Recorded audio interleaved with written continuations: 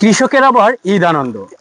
যেখানে বানের জলে ভেসে যাচ্ছে কৃষকের স্বপ্নের ফসল, সেখানে তাদের ঈদ আনন্দ কেমন হতে পারে আমরা জেনে নেব তাদের কাছ থেকে। চাচা কেমন আছেন? আলহামদুলিল্লাহ, আল্লাহ পাক খুব ভালো রাখছেন। কেনাকাটা করছেন ঈদের? না, কেনাকাটা করিনি। তো এই যে বানের জলে ভেসে যাচ্ছে, এত দেরি কেন?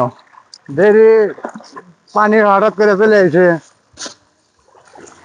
তো কালকেই তো ঈদ, হ্যাঁ, কালকে এখনো ঈদের কেনাকাটা হয় নাই? না। কেনাকাটা করবেন না? হ্যাঁ, করবো রাত্রে। রাতে। রাত্রে বাড়িতে যায় রে। চাচার কেনাকাটা হয়েছে? চাচা আজকে হারা রাত ভরা করবে না?